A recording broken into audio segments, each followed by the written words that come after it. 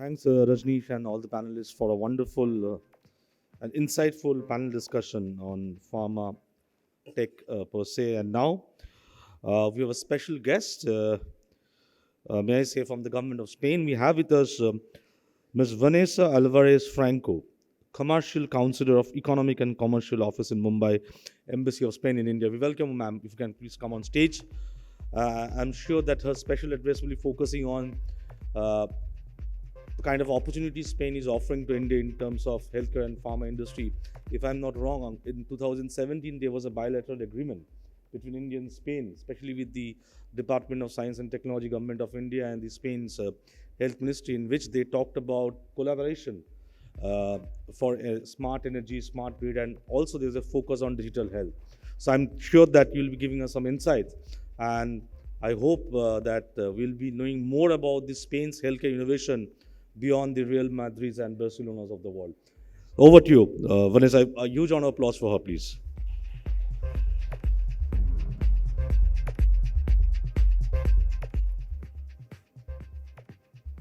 Well, thank you very much.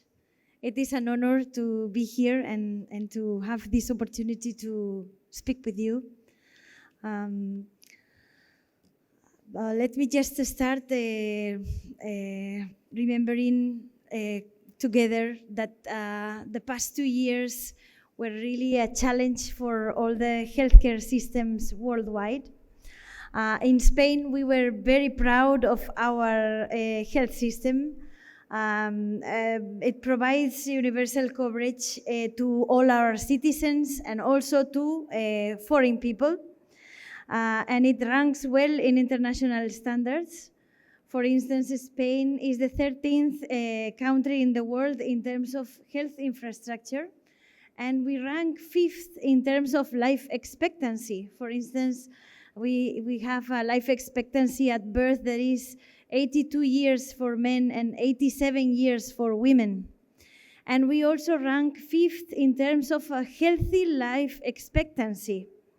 So we were so proud, and actually the starting point for Spain was fair, no? But still, I know you're all very aware of the challenges we faced throughout the pandemic. The amount of problems that arose just were, like they suddenly were lightened by the pandemic, and the vulnerabilities and the ways to improve our system that suddenly were obvious for everybody, no? So we started a process of reform, of investment, and technological improvements, and also a very important commitment with the health workers to improve the human capital that is assigned to the sector. Well, nowadays, the pharmaceutical and biotechnology industry in Spain is sound, and it is rooted on solid basic science, highly qualified human capital, cutting-edge technological innovations that we support from the government, and an integrated healthcare system that provides coverage for everybody, as I said before. So let me just comment with you some ideas about how we take care of the sector, what we do to try to be leaders, to try to continue supporting growth and development and further investments in the sector. Well, we have an extensive network of 800 hospitals. The size of Spain is, I always say, like Maharashtra and Gujarat all together. That is the land, the surface that we have, with 47 million people only. So 800 hospitals is not bad for that size. We connect them with universities, with an ecosystem of companies doing innovation for them. And we support them with a strong pharmaceutical sector. In Spain, we have 425 pharmaceutical companies. 60% of them are foreign companies that have invested in our country a long time ago and that help us to keep growing. The public healthcare in Spain represents 6.3% of our GDP, while the private healthcare is only 2.7%. Together, it is around 9% of our GDP. We cherish scientific output in this sector. Actually, we rank 5th in Europe in terms of scientific output in the sector. And we offer, as the Spanish government, funding, low-interest loans to the sector, and support to the startups that work in the healthcare system. We also offer tax deductions. For instance, we offer company tax rate deductions of up to 42% for R&D investments and 12% for innovation, as well as a 40% deduction on the social contributions of workers. For instance, in our pharma sectors, we have 5,000 workers who only do R&D activities, and their jobs have this special support with the deduction in the social contributions. We also think it is important to support through clinical testing. Spain collaborates in 20% of the clinical tests that are happening around the world. And actually, clinical trials are happening, 1,000 clinical trials are being done in our hospitals in Spain. We also collaborate with the support of 80 science and technology parks, research centers, technology institutes, and universities, everything to support the sector. And we also, luckily, we have a surplus of talent, of a big base of highly skilled workers that keep contributing to the growth of this sector.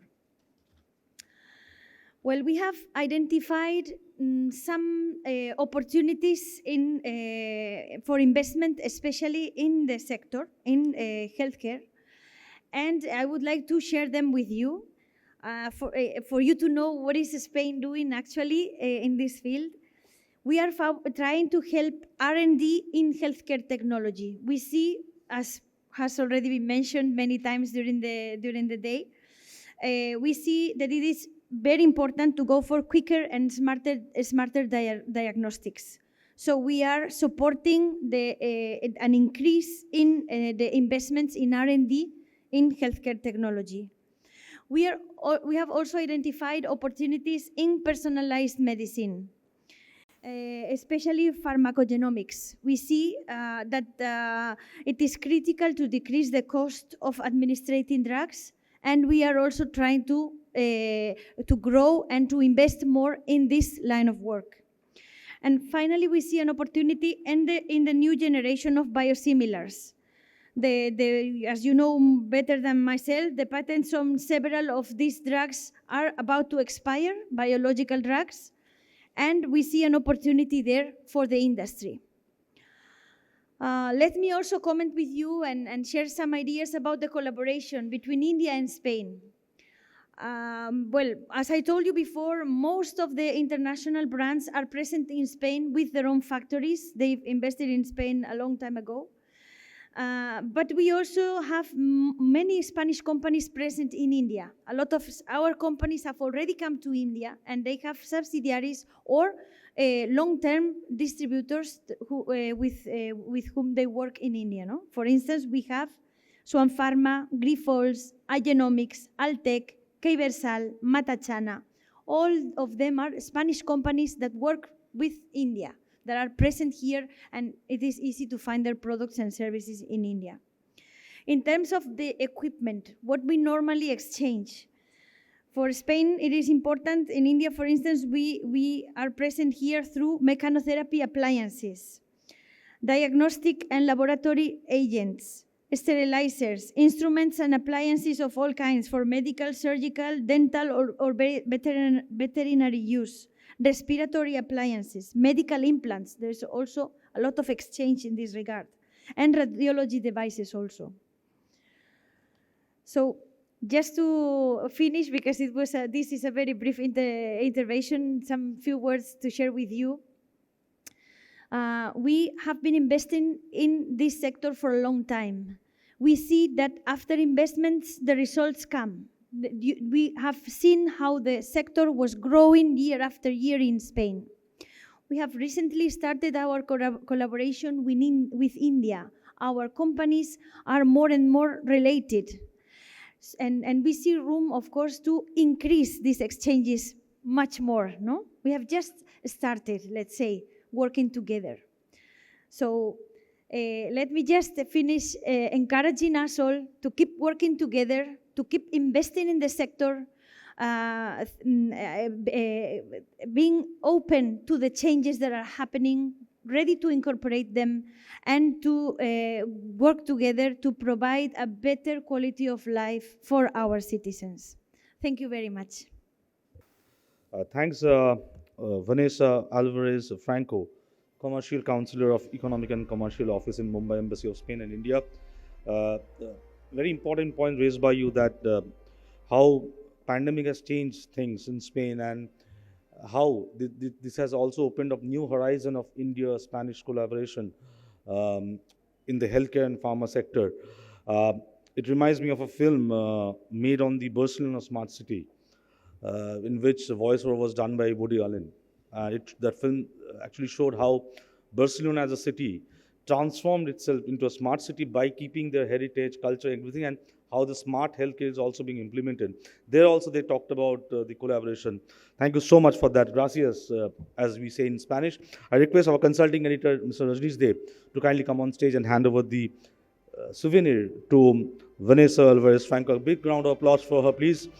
And I'm sure that as APAC News Network, we can also find areas of collaboration to bring together stakeholders to create that kind of connect between Spain and the Indian counterparts as well in the future.